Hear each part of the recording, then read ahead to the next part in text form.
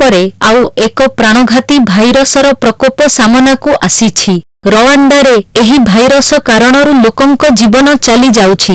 ଗୁରୁବାର ରିପୋର୍ଟ ମୁତାବିକ ରୱାଣ୍ଡାରେ ଏହି ଭାଇରସ କାରଣରୁ 11 ଜଣ ଲୋକଙ୍କ ଜୀବନ ଯାଇଛି। ସ୍ୱାସ୍ଥ୍ୟ ମନ୍ତ୍ରୀ ଭାଇରସ ପାଇଁ କ୍ଲିନିକାଲ ଟ୍ରାଏଲର ଆଦେଶ ଦେଇଛନ୍ତି ଯେ ଯାହାକି ଏଥିରେ ଭ୍ୟାକ୍ସିନ ପ୍ରସ୍ତୁତ କରାଯାଇ ପାରିବ। ମାରବର୍ଗ ଖୁବ୍ ସଂକ୍ରାମକ ରୋଗ। ବିଶ୍ୱ ସ୍ୱାସ୍ଥ୍ୟ ସଂଗଠନର କହିବାନୁସାରେ ଏହି ଭାଇରସ ଅଧିକ ପ୍ରାଣଘାତୀ। ଇବୋଲା ଓ ମାରବର୍ଗ ଉଭୟ ହିଁ ଫିଲୋଭାଇରସ ପରିବାରର ଭାଇରସ। 1967 ମସିହାରେ ମାରବର୍ଗ ପ୍ରଥମ ଥର ଚିହ୍ନଟ ହୋଇଥିଲା।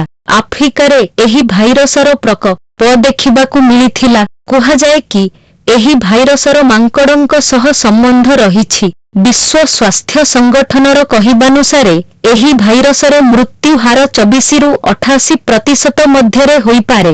ଭାଇରସର ସଂକ୍ରମଣରେ ଆସୁଥିବା ପାଖାପାଖି ଅଧା ଲୋକଙ୍କ ମୃତ୍ୟୁ ହୋଇଥାଏ। ଏହି ଭାଇରସ ଘୁଷୁରୀ ଓ ଆଫ୍ରିକୀୟ ଗ୍ରୀନ୍ ମଙ୍କିଙ୍କୁ ମଧ୍ୟ ସଂକ୍ରମିତ ହୋଇଥାଏ। ଏହି ଭାଇରସ ଶାରୀରିକ ତରଳ ପଦାର୍ଥ ଭଳି ବାନ୍ତି, ରକ୍ତ ଓ ଲାଳ ଦ୍ୱାରା ବ୍ୟାପିଥାଏ। ଏହା ବ୍ୟତୀତ ସଂକ୍ରମିତ ସିମେନରେ ମଧ୍ୟ ଏହା ବ୍ୟାପିଥାଏ। ସଂକ୍ରମିତ ବ୍ୟକ୍ତିଙ୍କ ଦ୍ୱାରା ବ୍ୟବହୃତ କରାଯାଇଥିବା ତରଳ ପଦାର୍ଥର ସମ୍ପର୍କରେ ଆସିବା ଦ୍ୱାରା ମଧ୍ୟ ଏହି ଭାଇରସ ସଂକ୍ରମିତ କରିପାରେ। ଏହି ଭାଇରସର ସଂକ୍ରମଣ ହେବା ଦ୍ୱାରା ଖୁବ୍ ଜ୍ୱର ହୋଇଥାଏ ଯାହାକି ଆଭ୍ୟନ୍ତରୀଣ ଅଙ୍ଗକୁ କ୍ଷତି ପହଞ୍ଚାଇପାରେ। ଏହି ସଂକ୍ରମଣରେ ଡେଙ୍ଗୁ ବା ୟେଲୋ ଫିଭର ଭଳି ଲକ୍ଷଣ ଦେଖାଯାଏ। ଭାଇରସର ସ୍ଥାନରୁ ଅଲଗା ଅଲଗା ଅଙ୍ଗ ଦ୍ୱାରା ରକ୍ତସ୍ରାବ ହେବାକୁ ଲାଗେ। 5 ରୁ 21 ଦିନ ଭିତରେ ଏହାର ଲକ୍ଷଣ ଦେଖା ଦେଇଥାଏ। ନାକରୁ ରକ୍ତ ବାହାରିବା, ପ୍ରାଇଭେଟ୍ ପାର୍ଟରୁ ରକ୍ତ ବାହାରିବା ଓ ବାନ୍ତି ହେବା ଆଦି ଏହାର ଲକ୍ଷଣ। ଦୁର୍ବଳ ରୋଗ ପ୍ରତିରୋଧକ କ୍ଷମତା ଥିବା ଲୋକ ଭାଇରସର ପ୍ରଭାବରେ ଖୁବ୍ ଶୀଘ୍ର ଆସିଥାନ୍ତି।